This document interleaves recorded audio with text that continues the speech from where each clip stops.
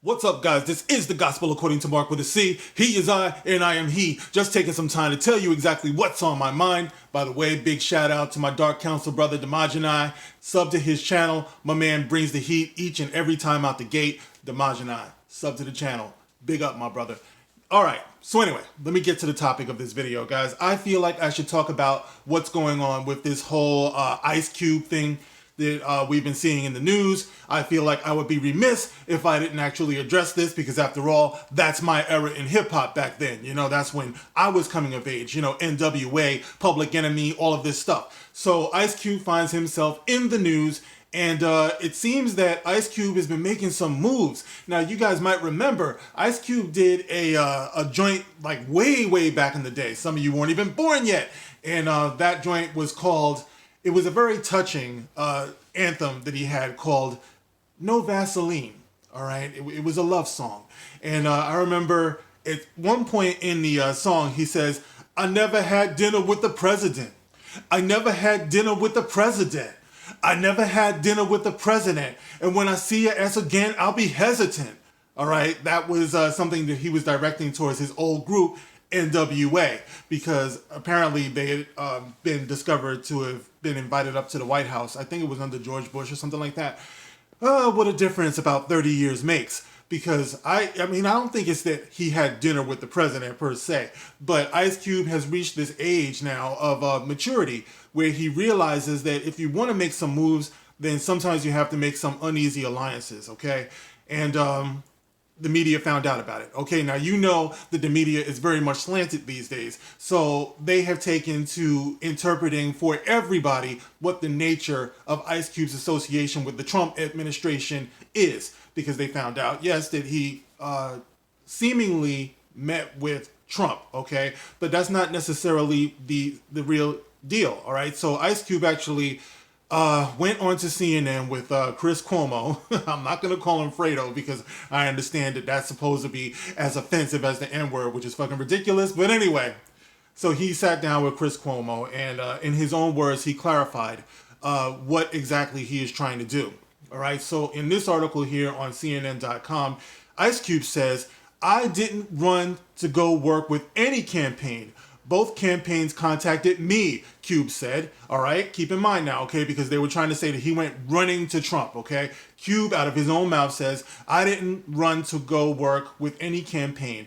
Both campaigns came to me, Cube said. Both campaigns wanted to talk to me about the contract with Black America. That's an initiative that Ice Cube is working on, by the way. I'm going to leave the link to that in the description box so you can see what it is. I actually read the contract with Black America. It's very interesting. A lot of it I have some criticisms for, but some of it really gets, it's pretty powerful. Either way, it's interesting. It's an interesting read. One campaign said, we love what you have, but let's really dig into it after the election.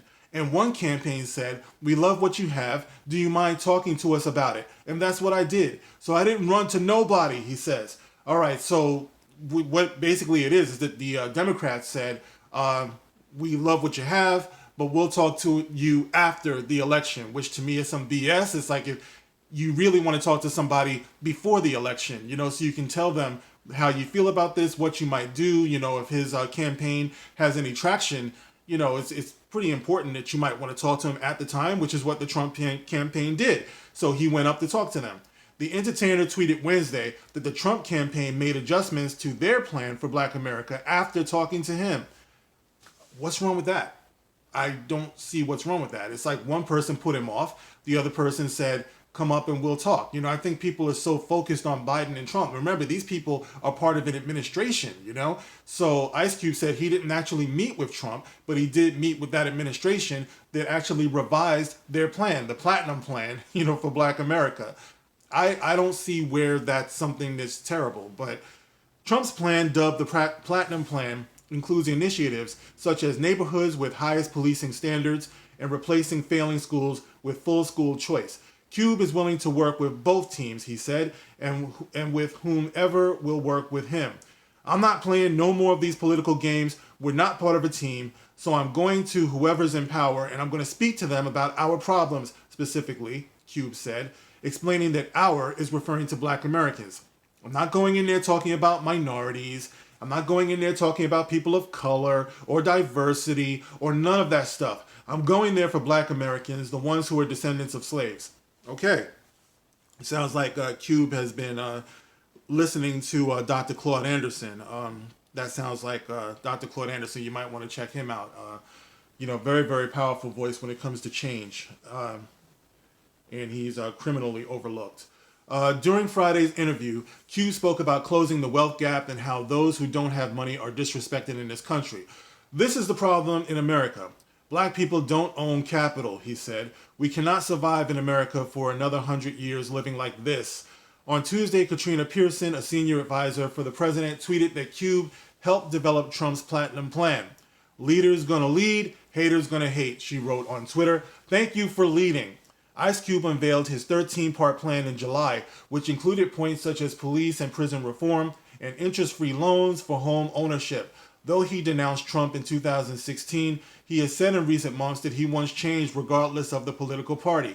If anyone has a problem with that, it seems like a personal problem, Cube told Cuomo.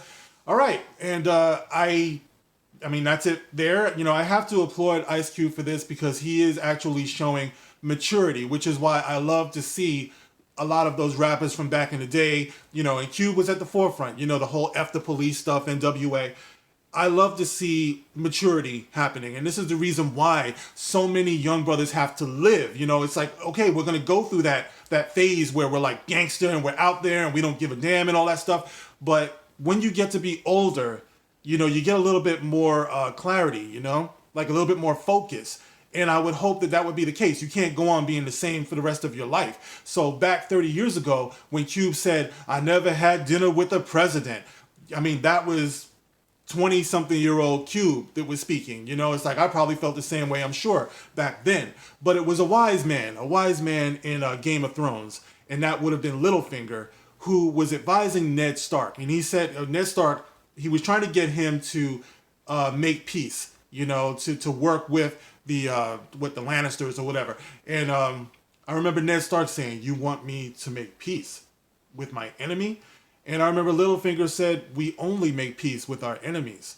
And I mean, such a simple line, but I remember being like, that's some real freaking wisdom right there. Yes, sometimes you have to come out of your comfort zone. Sometimes you have to be a diplomat. And you remember Ned Stark wasn't able to grasp that meaning. And what ended up happening with Ned Stark? He ended up without a head. You know what I'm saying? And ironically, that's the way the black community finds itself now. Without a head. There's no leadership. We're all over the place. And what Cube is trying to do is come out of his comfort zone. He said, the media wants to act like he's chasing after Trump. He clearly said, I'm willing to work with both sides, but only one side reached out to him. All right. Now, this is an election year. And people want to, and this is the reason why I had a problem with everybody demonizing Donald Trump, because that's not the way you play the game. If you're part of a voting bloc, if you're holding a bunch of money and stuff like that, then you want to form these uneasy alliances. You want to say, this is what I can bring to you if you can bring something to us. You don't play the game by saying, I don't like you, so I'm not going to talk to you. Even though you're sitting in the highest office in the land, how is that smart?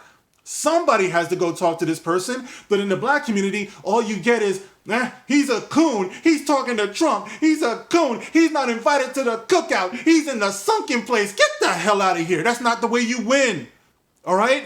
So Ice Cube, with his maturity, I'm sure a lot of other people out there, realize maybe we should talk to both sides and see what they're saying. I'm going to bring this to them.